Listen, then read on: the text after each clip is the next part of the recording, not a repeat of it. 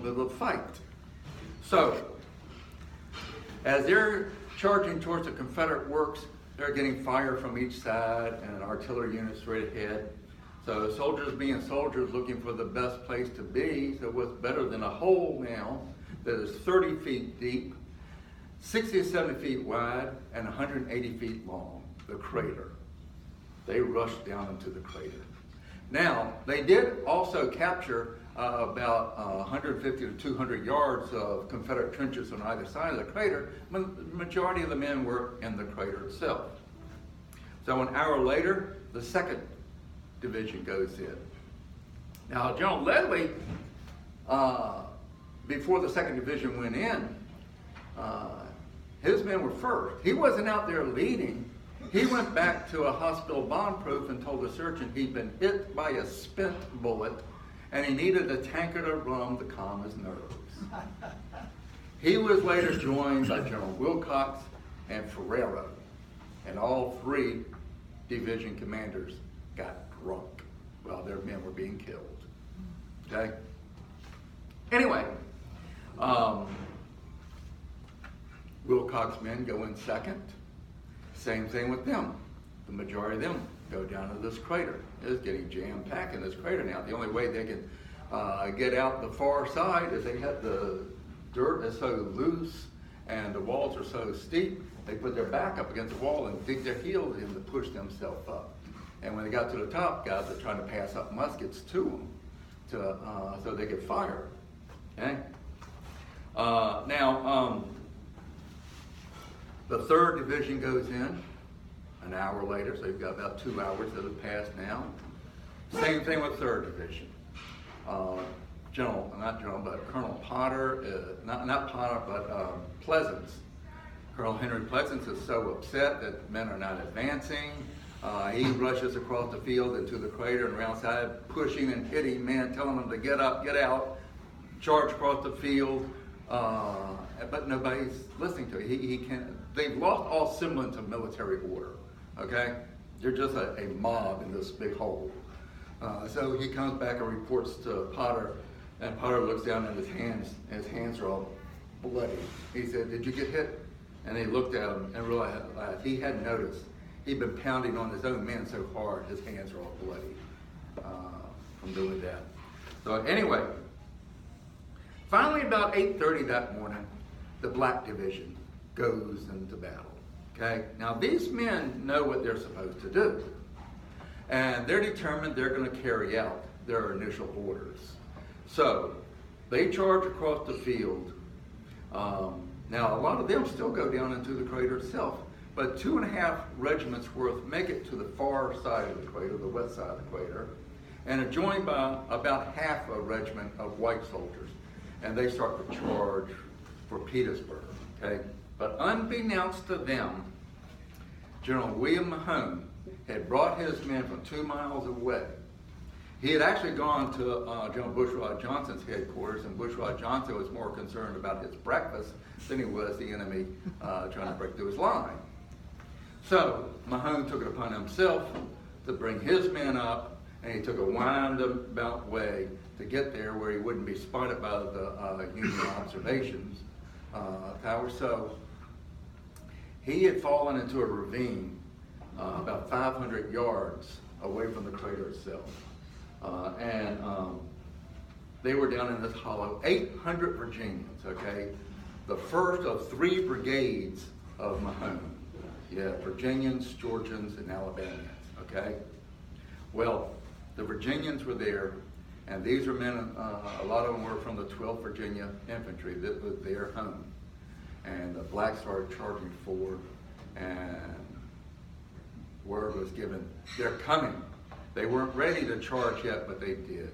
Officers got up on the top of the ravine, or, forward, march, and they all came out with the rebel yell. Help, hoo, woo! Help, hoo, woo! Oh, that's the real rebel yell. Okay? Right? Okay. There's a cadence of 3, high-pitched yelp, a low-pitched bark, and a long high-pitched yelp. Okay? Anyway, and it did scare the bejesus out of the Yankees. The blacks coming across the field thought nobody was in front of them. Suddenly you got all these Confederate flags and 800 men rushing right towards you. Okay? Now these 800 men were rushing into 12,000 Union soldiers. Okay? That's how many were in the Ninth Corps. So, anyway, the blacks turn and they flee. They start jumping over parapets and the trenches, accidentally bayoneting one another. Some Union soldier said it looked like a mass of wiggling worms trying to escape the onslaught. So Mahone's men were heading straight for the crater. But like I said, they had captured about 150, 200 yards of Confederate trenches on either side of the crater. So on the Mahone's right, the Union soldiers in the trenches were firing into their flanks and pushed them to the left so they did not make the crater itself. And they went into the trenches, and it was another bloody, bloody hand-to-hand battle there. And just like I described to you earlier tonight. And so, an hour later, the Alabamians got there, and they charged for the crater. Exact same thing that happened to William Mahone's men. They were going for the crater, but with the fire coming from the flank, pushed, and they went in behind Mahone's men. So, finally, it was about 1:30 in the afternoon. The 4th and final division of Georgians got there. Okay, all still Mahone's men. And they charged for the crater. Now, these men are the only men that actually made the rim of the crater. Okay, now the crater has more than 5,000 Union soldiers packed into it. There are dead Union soldiers still on their feet. That's how jam-packed they were. So they were using discarded muskets with bayonets as harpoons, throwing them into the crater. They were lighting artillery shells by hand, throwing them over into the crater. So after about 20 minutes, a half hour, finally an officer ordered all the Confederates to rush down into the crater itself and put an end to it. Well, the fighting just kept on and on and on and on, just no end to the death going on. And finally one Confederate soldier hollered out, "Why the hell don't you surrender?" And he was met by a Union soldier to holler back, "Why the hell don't you let us?" So, with that being said, a Yankee lieutenant tied a white handkerchief on his sword and started waving it, and it brought calm to it. Now, I know you have heard about the dastardly Confederates killing in cold blood black soldiers after they had been captured. Yes, that happened, okay? But there's more to the story than that. Union officers thought that the blacks would not fight. So to encourage them to fight more, they had given them a battle cry. Remember Fort Pillow, okay? Fort Pillow was in Tennessee with Nathan Bedford Forrest men who, according to northern newspapers, had started killing a lot of blacks that had been captured there in cold blood after they'd been captured. Of course, the northern newspapers leave out the part when they didn't have enough men to guard them. They just sent them to the rear on their own volition, their own honor. But they were picking up muskets in the rear, turning around, shooting the Confederates on the back. Okay? Didn't say anything about that. But anyway, so the blacks went in hollering, "Black flag, give no quarter, remember Fort Pillow." So they were killing wounded Confederates. They were taking no prisoners. So when the Confederates got in there, a lot of them were not taking prisoners. A lot of Confederates also saw that going on and tried to put a stop to it. George Bernard was in the 12th Virginia Infantry, and he actually wrote, he said he saw one big black man begging for his life. Confederate put his musket into his belly and pulled the trigger, and it didn't go off. So there, reloaded, as another fellow was beating the man with the ramrod. He reloaded, reinserted the musket in his belly and pulled the trigger, did discharge. Okay? But to me, the worst atrocity that happened there was a lot of Union soldiers were afraid of what would happen to them if they were captured with black soldiers. They were killing black soldiers wearing the same uniform they had on. They were killing their own men. Okay?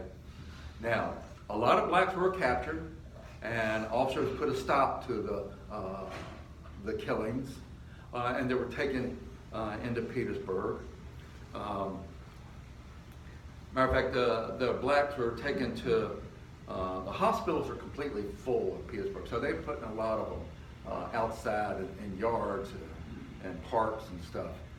There was a Confederate hospital, and next door was this yard full of black soldiers. And in this hospital were 6 Union doctors that had been captured earlier in the siege of Gettysburg, and their skills are being put to use inside the Confederate hospitals. And they were sitting underneath the tree after working for who knows how long, 12, 18 hours, and they were taking a break. Well, Dr. Claiborne, a Confederate doctor, came out and asked them, "What are you doing?" He said, "Well, we're just taking a break." He said, "We've taken care of all our men. We've even taken care of some of yours." He said, "What about those men over there?" The biggest doctor got up nose to nose at Dr. Claiborne and said, "We ain't soiling our hands on the," now you use the word, you know what he called them. Okay? And Dr. Claiborne then called the Confederate Guard over. He said, "I want you to listen to this." He said, "Either you men get up right now and go take care of those soldiers, or I'll have this guard here escort all of you down to the train station and take you immediately to prisoner of war camp." These men got up reluctantly, went over, started taking care of the wounded black soldiers. Now, you know, plenty of I think it's so ironic that these black soldiers are seeing Union doctors, and they know they're Union doctors, they see the uniform underneath their bloodied apron, okay? And these black Union soldiers are probably thinking, finally, somebody that cares is taking care of us. How ironic that was to know that these men really did not care a thing about them, would prefer to see them die. But anyway, there's a truce call 3 days later. Regimental bands come up from both sides. The northern band comes up first, starts playing waltzes and lullabies as both Union and Confederate soldiers are coming out of their trenches, gathering the dead and looking for wounded. There's only half a dozen men that are found still alive, and they're all black. The bodies of the men out there have been baking in the August sun, and the only way you could tell whether they're black or white was their hair. Okay. So anyway, a Confederate band comes up and they start playing waltzes and lullabies, and this grotesque scene that's going on. And finally, when the ceasefire is getting ready to end, both bands join together, and both bands played "Home Sweet Home." And there was not a dry eye on that battlefield, because the only thing that all the Confederates wanted, the only thing that all the Union soldiers wanted, was to survive that war and go home. Thank you for inviting me here. I have books up here if anybody's interested. They're $20 or small, like about 10 prints and no cards. But God bless you, God bless the South, and let's keep the monuments up.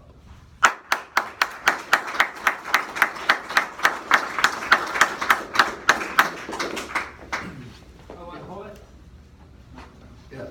Do you have time for some questions? Oh, yeah, sure.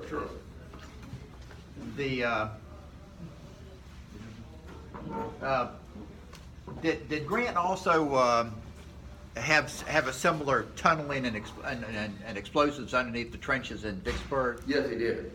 And was any more successful there? Unsuccessful, really, down there. So that's why you figured, well, why waste my time again? Yeah, pretty much so. Matter of fact, even the Confederates tried it a second time. And if you, what's the name of that fort? It's where Lee's last grand offensive was. Fort Stedman. Okay? They tried to tunnel from their lines underneath Fort Stedman. And when they lit the fuse and blew it up in the middle of the field and didn't do anything. Okay? That's why you needed to have these surveying instruments to know exactly where to stop. And you know at what point Lee built the pontoon bridge across the James River so he could make it easier to transfer his men back and forth? I do not know that. I wish I did. No. Anybody else?